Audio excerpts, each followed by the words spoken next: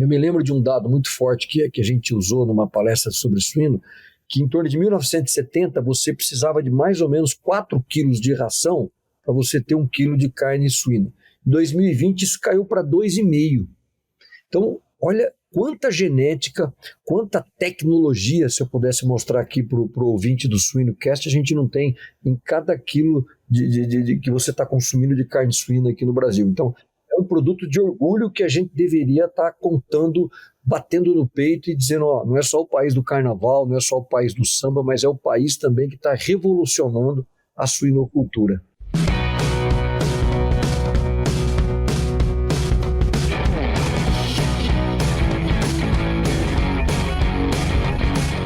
Olá, sejam todos muito bem-vindos para mais uma edição do nosso SuinoCast.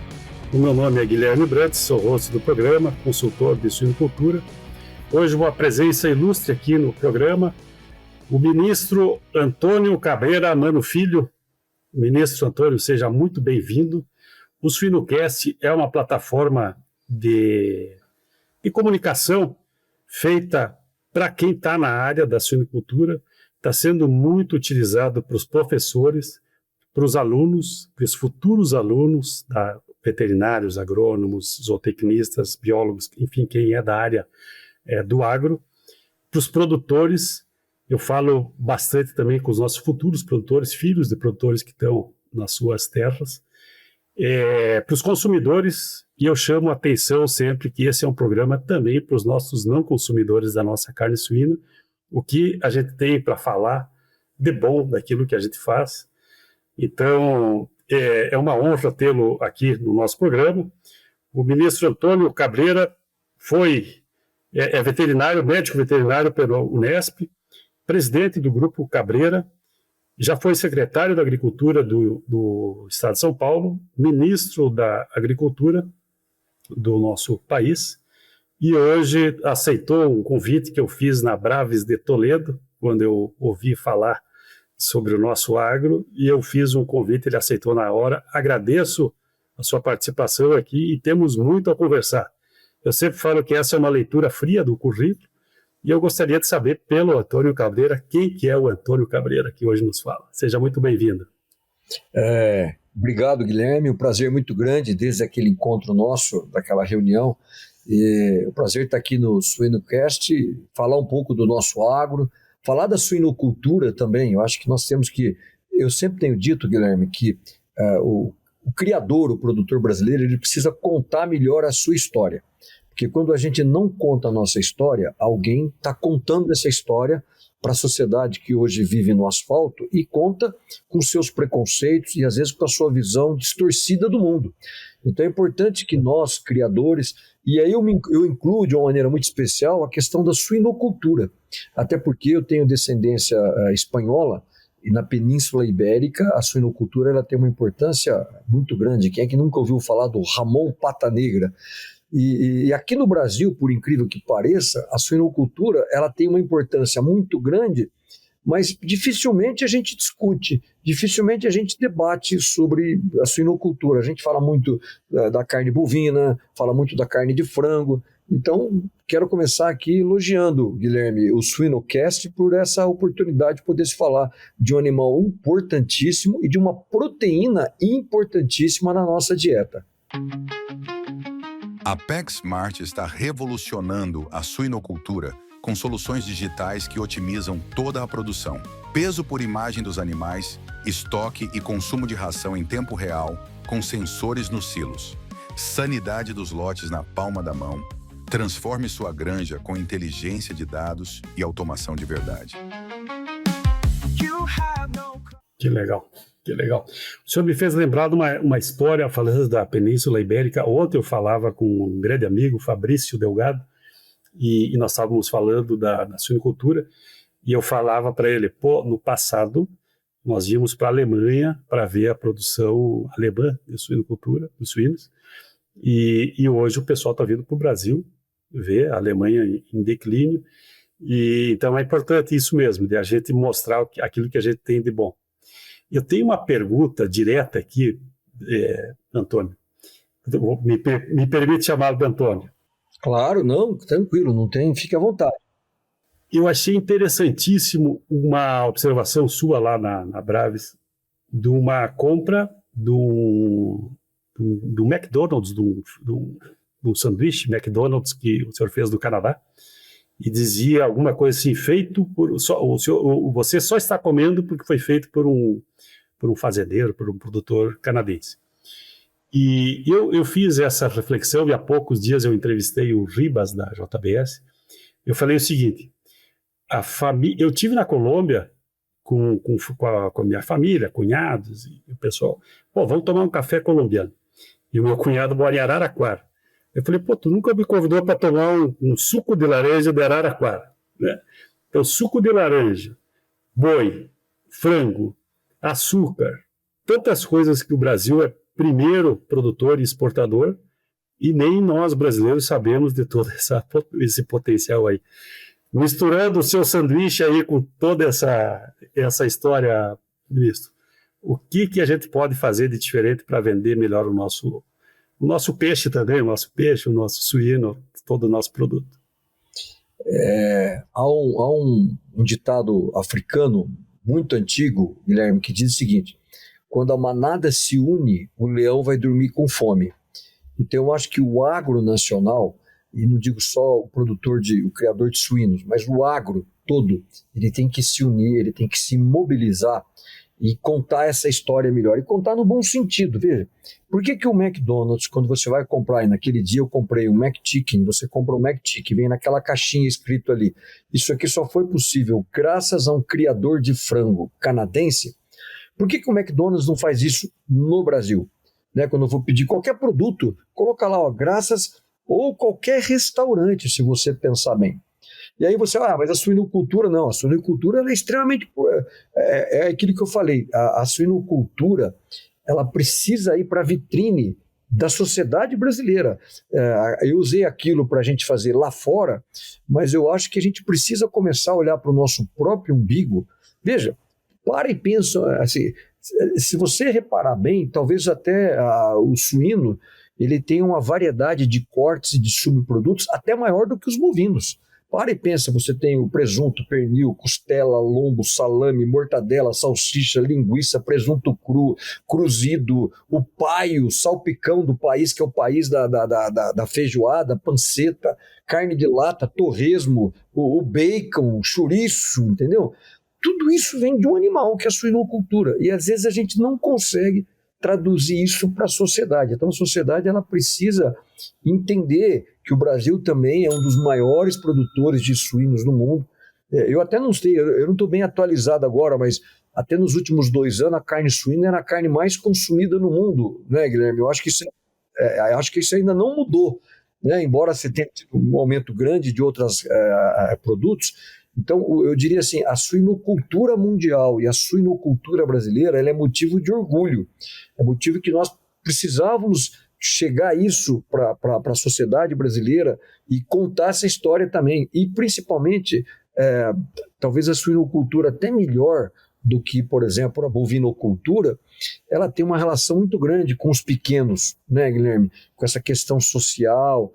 Então, eu acho que a gente tem aí uma história, talvez esteja faltando aqui um Steven Spielberg para contar uma história, fazer um enredo melhor para que a gente possa.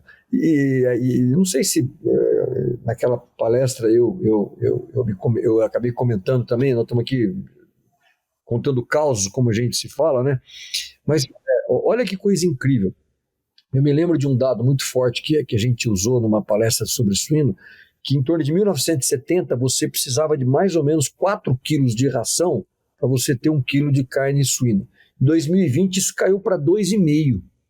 Então, olha quanta genética, quanta tecnologia, se eu pudesse mostrar aqui para o ouvinte do SuinoCast, a gente não tem em cada quilo que você está consumindo de carne suína aqui no Brasil. Então, é um produto de orgulho que a gente deveria estar contando, batendo no peito e dizendo, não é só o país do carnaval, não é só o país do samba, mas é o país também que está revolucionando a suinocultura. Sim. Deixa eu chamar a atenção aí, agora o senhor me provocou aqui, deixa eu chamar a atenção. Ao falar dos produtos do suíno, né, a gente pode falar de pincel, das cerdas, né, E muito importante também as válvulas cardíacas, né, que são usadas para o xenotransplante, né? Então, ela é dos produtos comestíveis e não comestíveis também. E importantíssimo, Vinícius, que eu nos anos 90, por aí, eu fazia palestras de qual que vai ser o futuro da suinocultura, né? Uma meta aí de produzir 22, 23 leitões entregues por fêmea ano. Hoje a gente está batendo 40, 30 e poucos, 40, né? O senhor fala aí de 4 quilos, grandes produtores hoje fazendo 2 de conversão, ou abaixo de 2, né? E eu tô saiu ontem o anuário o relatório anual da BPA, aumentou o nosso plantel para 2 milhões e cento e poucas matrizes. O Brasil continua sendo o quarto produtor e exportador, e a nossa exportação aumentou 5 milhões e 300. Então, bateu recorde agora nos últimos meses, né? Em 80 era uma tonelada, né? Então, o que cresceu, e essa questão a nossa exportação também aumentou, né? 25,5%. Então, são dados que saíram ontem, e a gente tem que falar isso. Eu estou voltando de uma palestra que eu fiz aqui na semana passada na Frisia, para produtores da cooperativa, e eu falava assim, se a gente não puder falar que a gente produz, eu vou ter que refazer minhas contas agora com esses números novos da BPA, mas é em torno de 1,5, 2 leitões por segundo que o Brasil produz, né? Se a gente não puder falar isso, fala que a gente produz 1.000 pratos de carne suína por segundo. Talvez isso bata forte, né, para quem é da suinocultura, que é o restaurante que o senhor fala aí, né? Vamos no restaurante e dizer, ó, alguém que eu conheço fez isso aqui, eu conheço essa origem dessa carne, pode comer que está tranquilo. E eu acho que é importante nisso, Guilherme, você vê, esse número até eu não conhecia, 1.000 pratos de carne suína por segundo, é isso, né? Por segundo. Então, eu acho que a gente precisa traduzir isso, né? Porque às vezes as pessoas estão pensando aqui, o ouvinte do SuinoCast, ele está falando mais para criadores. Não, nós estamos falando para o público brasileiro de uma maneira geral. E por que eu estou dizendo isso? Quando você fala que 25% da carne suína é exportada, isso está significando o quê? Que 75% ela está ficando aqui dentro. Então não é que a gente está priorizando o mercado internacional, não, pelo contrário, 75% está ficando aqui dentro.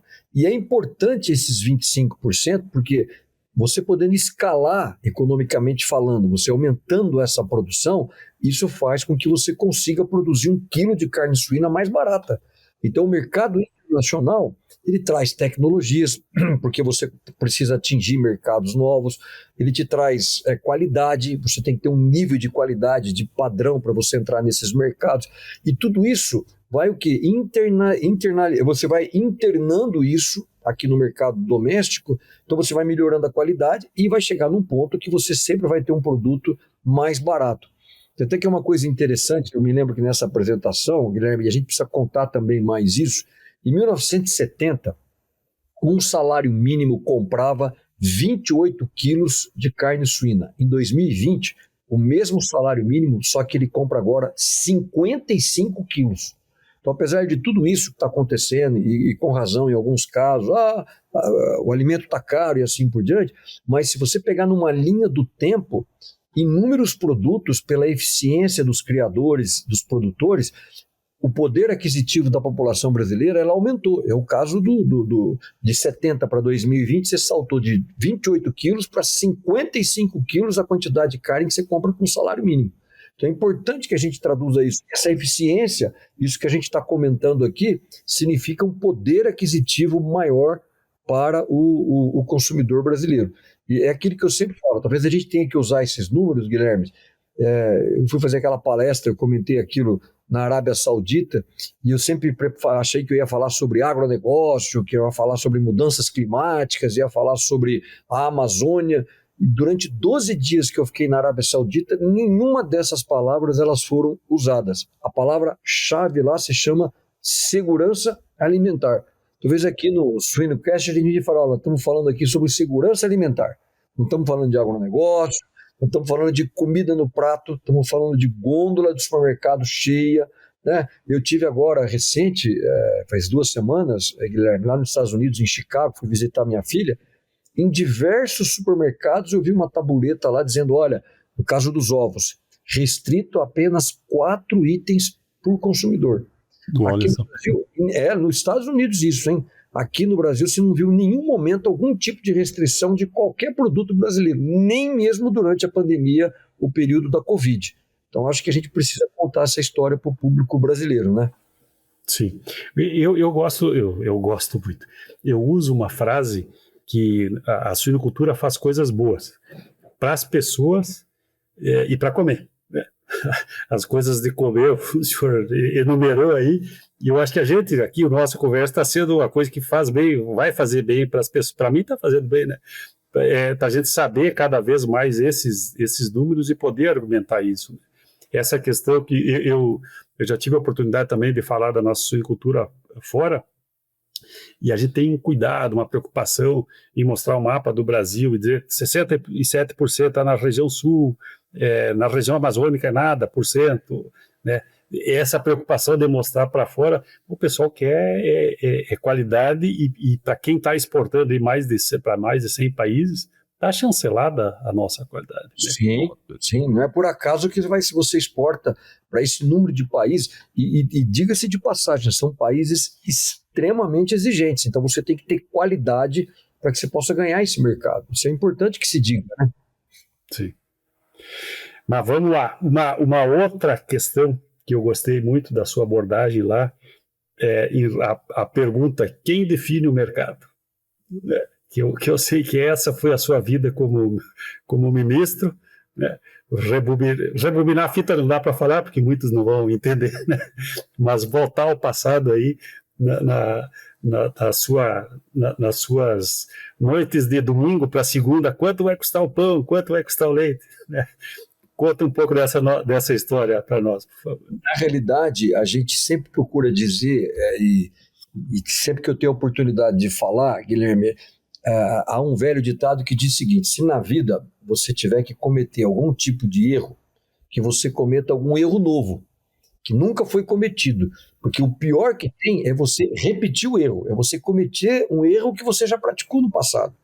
Então hoje me espanta que de vez em quando a gente ouve aí algumas lideranças de Brasília, o próprio governo federal vem com essas ideias de tabelamento de preços, de restrições de exportações, vamos colocar um teto na...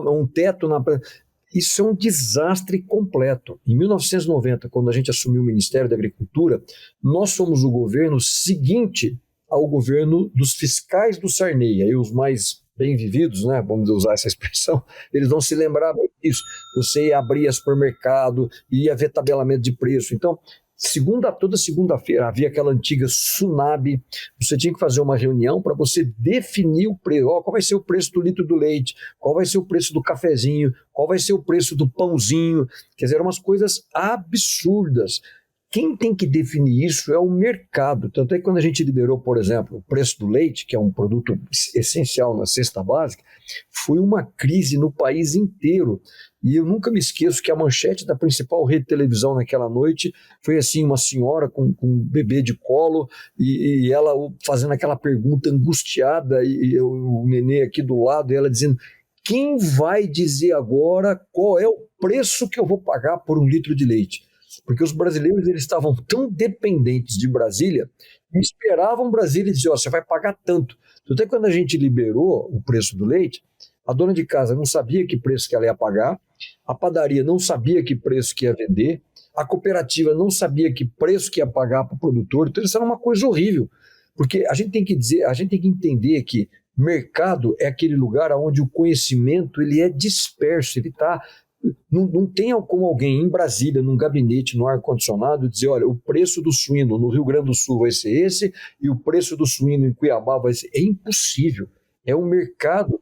Então, a defesa que nós fazemos é dessa liberdade econômica, dessa falta da burocracia, da regulamentação, da mão pesada do Estado, que só atrapalha. Aliás, eu vou contar um episódio aqui que eu acho que eu nunca contei, Guilherme, a respeito da suinocultura que eu estou me lembrando. A gente sempre procurou lançar vários programas de desburocratização, porque cada vez que você tem, às vezes as pessoas perguntam para mim: o que eu posso fazer para baratear o preço da comida? desburocratizar o sistema que produz a comida. Porque cada nova regulamentação ambiental, trabalhista que você cria, você está criando mais dificuldade para um criador ou para um produtor. Isso significa o que lá no final do dia? Encarecimento daquele produto que vai ser produzido. Então foi lançado um grande programa de desburocratização no Ministério da Agricultura. Não sei se você sabe dessa história, e ela é típica da suinocultura. E o Ministério tem uma série de portarias, de secretarias, de departamentos e tal, e havia uma portaria do Ministério da Agricultura que dizia o seguinte, que a carne suína, para ser armazenada, deveria ser 18 graus negativos. E todo mundo adotou aquele negócio lá. Bom, olha, então tem que ser armazenado, olha ali naquela câmara fria, tem que estar 18 graus negativos. Durante 20 anos, Guilherme, se trabalhou com isso. Olha, 18 graus negativos é a temperatura, o Ministério da Agricultura disse e acabou. Aí se criou essas normas de desburocratização, então sempre se procurou levantar o que poderia ser revogado, o que poderia ser eliminado e tal. Aí bateram nessa portaria e alguém, graças a Deus, foi conferir isso. Essa portaria.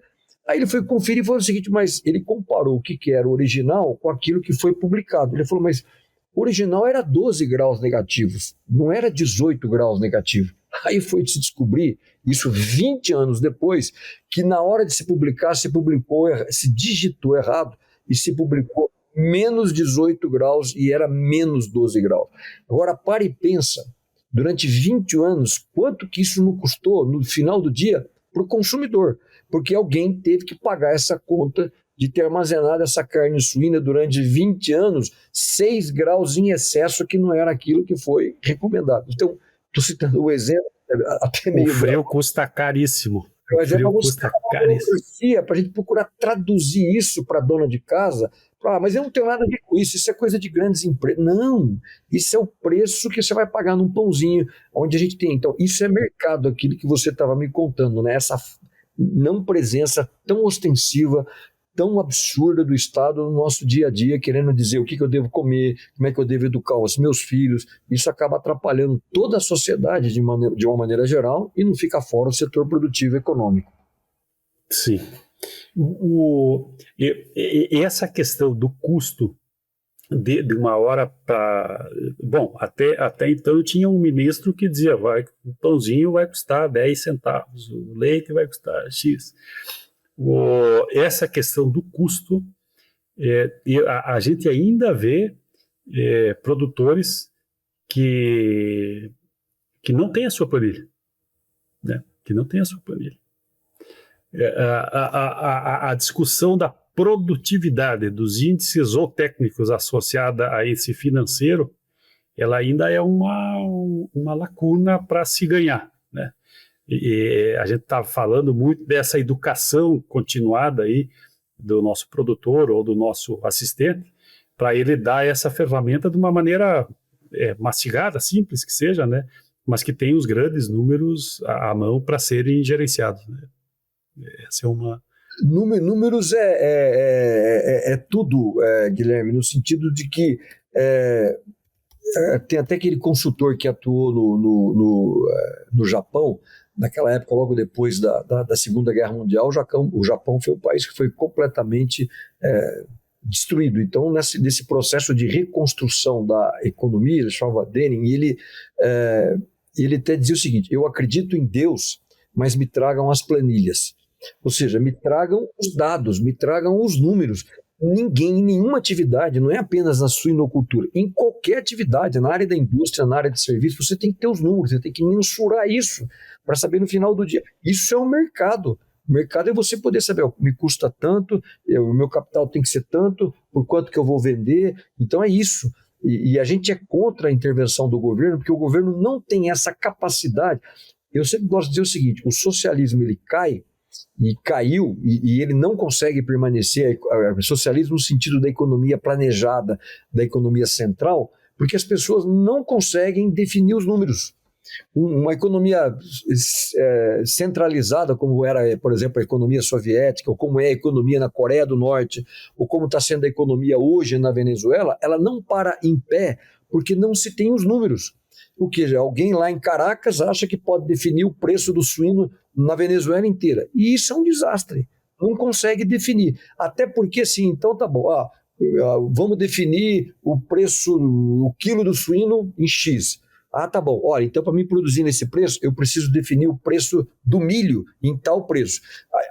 Vai ficar interminável essa lista. Aí você vai dizer para o produtor de milho, você tem que produzir com tal. Aí o produtor de milho fala, olha, então eu preciso que o meu adubo seja tanto. Aí você vai falar com o cara do adubo, então eu preciso que o diesel seja tanto. Acabou. Aí é um desastre econômico, né? Então é isso que a gente tem que parar de insistir nisso. Sim. E nesse sentido, quando eu era criança, o que a gente ouvia é que o Brasil era o país do futuro, né? O futuro já começou faz horas, né? E o mundo nos olha diferente, né? Como que a gente, como é que a gente pode desenhar o mundo hoje? Aí eu acho que a pergunta é difícil porque aqui para cima, na América do Norte, deu uma bagunçada aí, mas como que a gente vê essa questão com o espanhol com um olho muito forte, a Europa com um olho muito forte na produção brasileira, né? O Brasil despontando, falando em suinocultura, né? A gente está com uma perspectiva muito boa, né, de produção. Como que o senhor vê isso em relação, não só à suinocultura, mas o Brasil no mundo hoje? Seria essa pergunta. Eu vejo assim, nós tivemos lá atrás uma grande revolução, Guilherme, na agricultura, com essa liberdade econômica, né? Infelizmente a área industrial, a área de serviço não acompanhou a agricultura, tanto é que você viu recentemente agora, por exemplo, o presidente anunciou uma redução na alíquota de importação de vários alimentos. Você não viu nenhum produtor fazendo protesto, por quê? Porque o setor está preparado, o setor hoje ele é altamente competitivo. Imagine se esse anúncio do presidente ele fosse na área de indústria automobilística. Olha, eu vou zerar a importação de carro. O Brasil estava numa convulsão social, sindicatos na rua, greves, quebra-quebra, aquela coisa toda. Por quê? Porque aquele setor não se preparou. Então, o que é mais importante? O agro brasileiro ele se preparou para essa competição e hoje o mundo nos olha, Guilherme, não apenas no potencial que a gente tem. Porque, vamos dizer, potencial. Qual que é o potencial? Lá atrás nós tivemos uma revolução que foi o milho safrinha. Então, na esteira desse aumento gigantesco de produção de milho, o que veio a reboque? Veio a avicultura e veio a suinocultura, e vai continuar. Eu vou fazer uma previsão aqui que alguém pode achar que eu sou lunático, mas eu não tenho dúvida que em algum momento da história, Guilherme, nós vamos superar os Estados Unidos na produção de milho, porque o milho safrinha ele tem aumentado, ele tem crescido, né? Tem descoberto os novos mercados, o que às vezes não é uma notícia boa para o suinocultor, que são essas usinas de etanol de milho. Você vê, a gente vai ter que aprender a usar o DDG, o WDG agora em usinas. Já tá na dieta e já está incorporado. Mas então é o que eu estou falando. Mas, aliás, é uma coisa interessante, né? Você poder dizer aí fora para o mercado, eu estava sempre falando, do potencial, quer dizer, a gente pode crescer, a gente pode aumentar, pode expandir. Mas que tal a gente começar a mudar e falar do diferencial? Olha que coisa básica, que nunca ninguém caiu a ficha. Você vai dizer o seguinte, olha, o suíno americano ou o suíno chinês, ele é produzido pelo milho safra. Agora, o suíno brasileiro, ele é produzido pelo milho entre safra.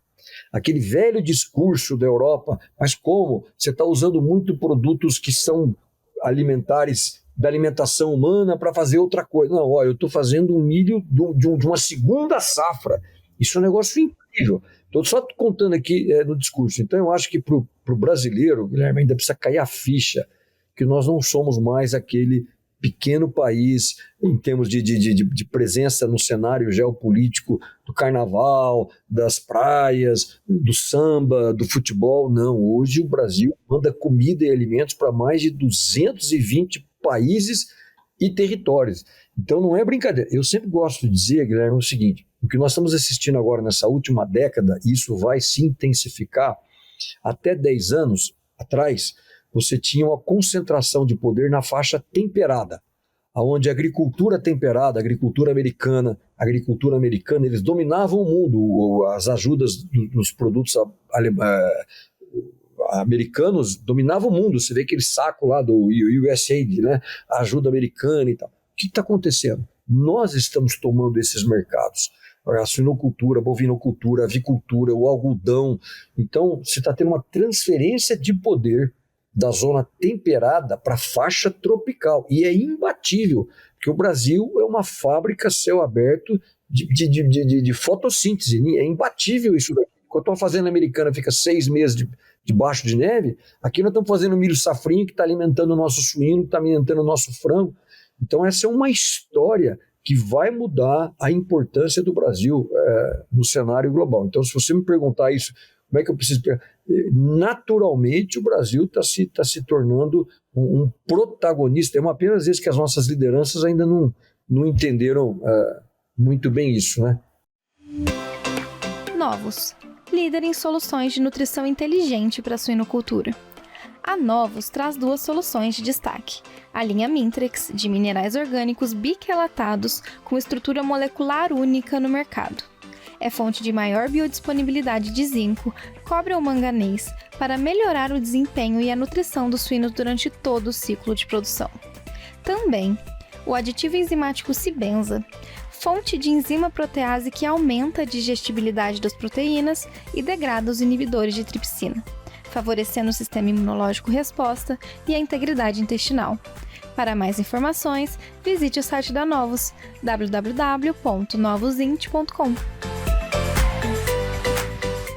Sim, e me chamou a atenção nesse seu argumento aqui e no que o senhor falou lá na palestra, uma frase que eu acho que a gente tem que usar também, que o Brasil é exportador, de certa forma foi o que o senhor falou aqui, que o Brasil é um exportador de sustentabilidade.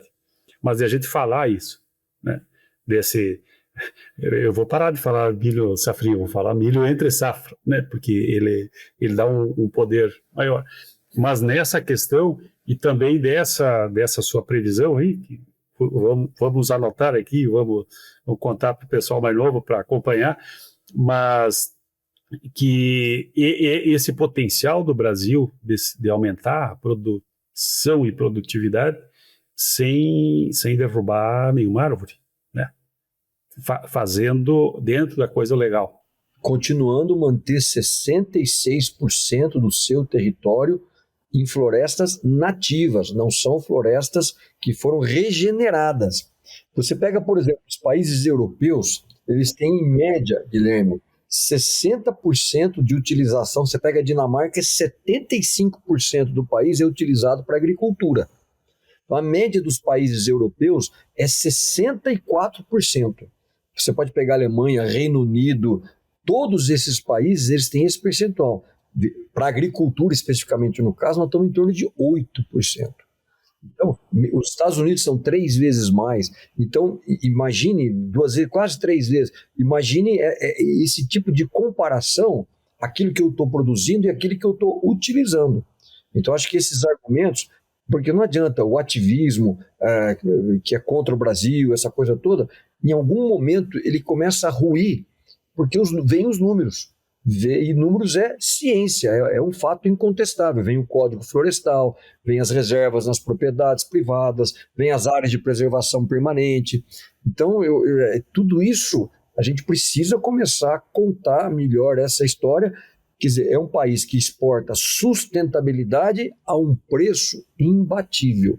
Essa é a grande realidade. E aí, fazendo um destaque, né, Guilherme? Tudo isso que vocês, criadores de suíno, produtores rurais do Brasil inteiro conseguiram, foi conseguido sem nenhum acordo comercial.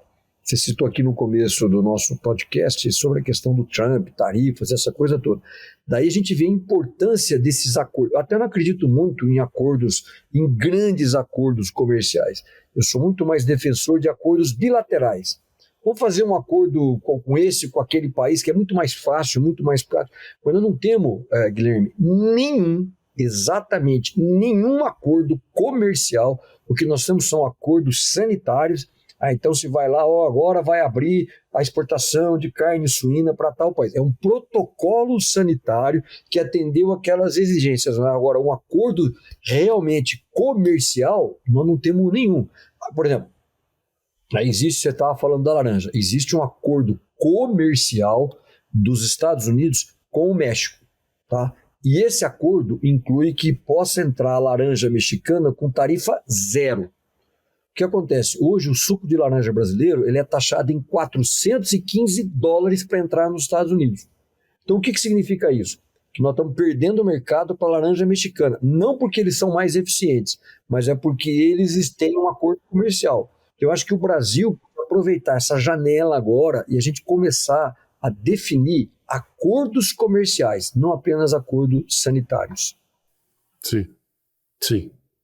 E nessa sua fala da sustentabilidade, voltando, a definição da sustentabilidade, a abertura do nosso Congresso dos Veterinários, ABRAVES, que é o nome, o professor Mário Pens, da Universidade do Rio Grande do Sul, ele deu a palestra de abertura. Eu não vou saber dizer exatamente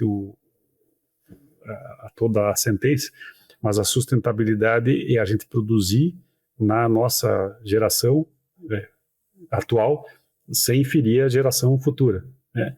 E eu tenho usado isso nas palestras aí para falar que eu estou na suinocultura desde o final da década de 80, dentro de uma atividade que deu certo, né?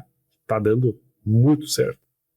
A nossa responsabilidade como cidadão, como produtor e como alguém que está aqui entrevistando uma pessoa que entende muito, e isso vai ficar marcado, né? Dessa nossa responsabilidade de passar isso para frente, né? Para que isso se perpetue. Tem uma frase que eu gosto muito, que é um velho pensamento nessa área ambiental, que para mim hoje talvez seja a melhor definição daquilo que é realmente sustentabilidade. Sustentabilidade não é você ganhar uma coisa do seu pai. Eu ganhei uma coisa do meu pai. Quando você ganha alguma coisa do seu pai, você pode gastar, você pode, enfim, não vai te fazer tanta falta porque você ganhou do seu pai. Mas muito mais do que isso, é um bem que você está tomando emprestado do seu filho e dos seus netos.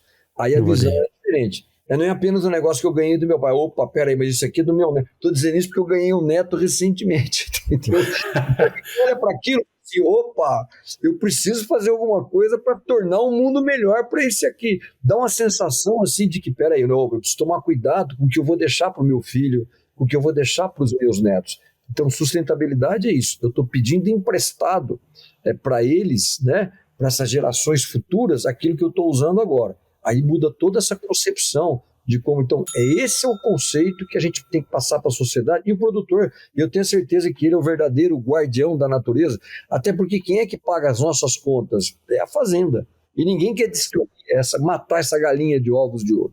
Então, eu acho que essa é a mensagem que a gente tem que ficar claro.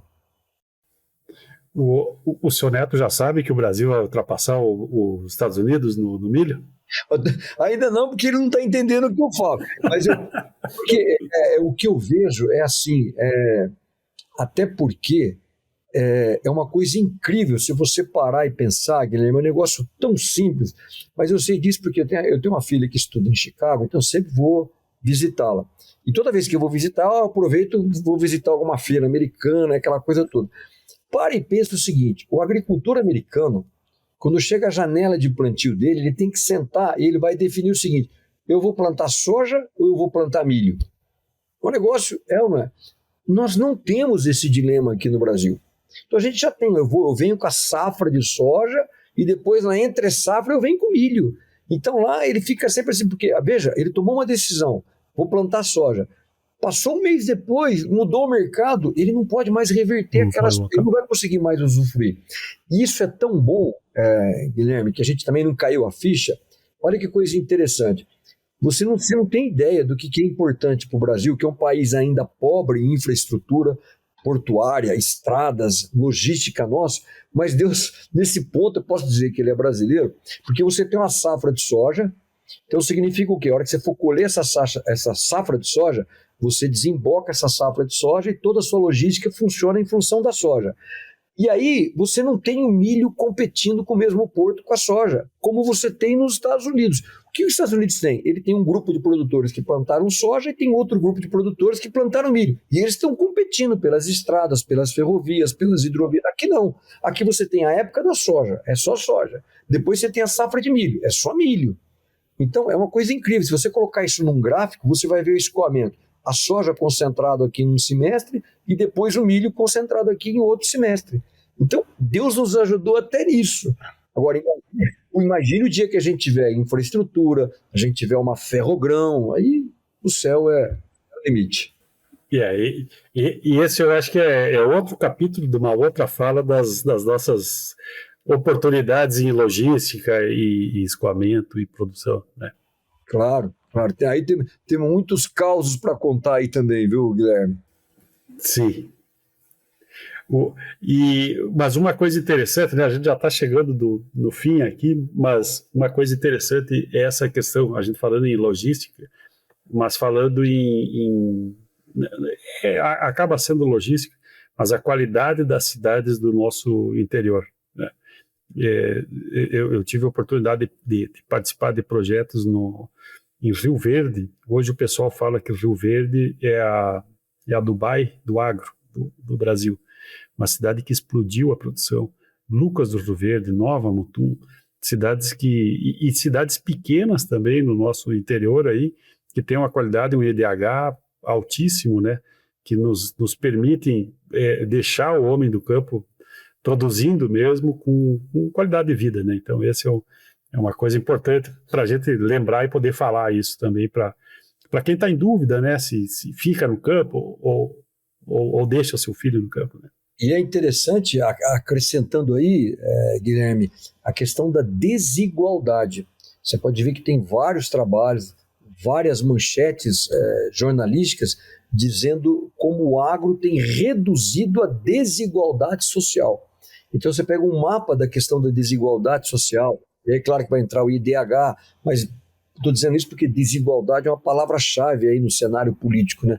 Você pega o mapa, nessas regiões, como você colocou aí, Lucas do Rio Verde, Sorriso, Sinop, Jataí, enfim, todas essas regiões, você vai ver que começa a reduzir tremendamente a desigualdade social. E é tão interessante que você pega, por exemplo, o Mato Piba ali, você vai ver aquela região que houve a expansão agrícola, você vê o traçado certinho da diminuição da desigualdade social onde está o agro no Nordeste, que é uma região difícil, uma região complicada, é a região do Bolsa Família. Você tem ali inúmeros estados onde o número de pessoas que estão no Bolsa Família é maior do que o número de pessoas que têm uma carteira assinada. Aí você vê aquele mapa, é um sinal de esperança, né? Naqueles estados, você vê ali o agro gerando progresso, gerando riqueza, prosperidade, diminuindo a desigualdade social. Então esses são os argumentos que a gente tem que utilizar e mostrar para a sociedade o papel que o agro tem, muito além de apenas produzir a comida no prato. Sim. Muito legal. Chegamos na nossa reta final aqui, ministro Antônio Cabreira. Muito obrigado pela sua participação. Esse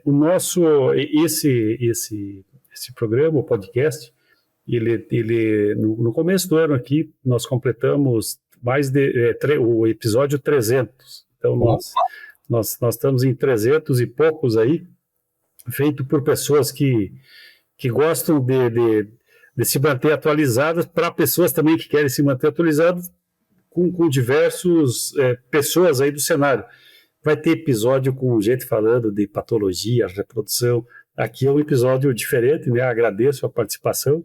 E também chama a atenção de quem nos ouve aqui, que é um canal do YouTube também, a gente tem muitos, foi feita uma estatística de mais de 200 e poucas mil pessoas impactadas, né, que assistem, porém a taxa de inscrição no YouTube ainda está em 7%, então dá para dar uma melhorada aí, isso ajuda a plataforma, né?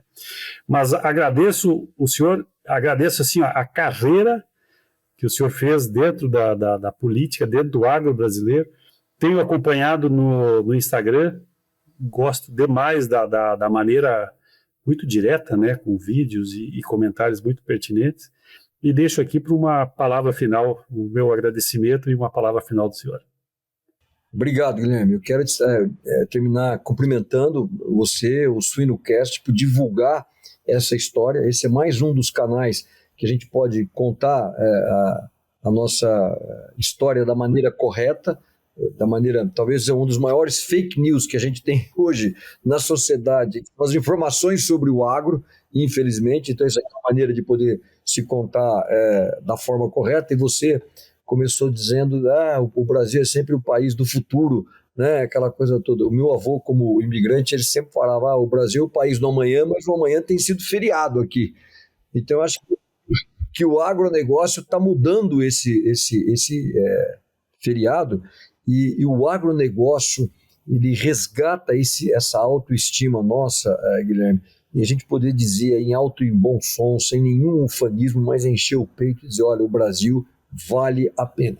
Vou te dizer uma coisa hoje, sem nenhum erro e sem nenhum orgulho, o agronegócio brasileiro hoje é a maior máquina de combate à fome no mundo. Porque a China tudo bem, a China produz mais suínos do que a gente, mas é um mercado interno. Então, a importância que o Brasil tem em alimentar os seus habitantes, os seus nativos, mas gerar isso para fora. Hoje a gente está exportando aí uma quantidade de mais de 10 toneladas de alimentos por ano para cada habitante. Então é muita comida que a gente está mandando. Então o Brasil é um país que vale a pena, não só para nós brasileiros, mas para o mundo de uma maneira geral. Muito bom. Eu vou adotar na minha última palestra eu me intitulei como que eu sou um veterinário de gente. Né, que agora eu gosto de falar para as pessoas do que é a veterinária e esse leque que a gente tem. Mas agora eu vou dizer que eu sou um combatente da fome. Tá bom. Com muito orgulho. Com muita força. Tá bom. Muito obrigado e nos vemos por aí no nosso mundo da suinocultura. Um grande abraço. Um grande abraço, viu? Fica com Deus.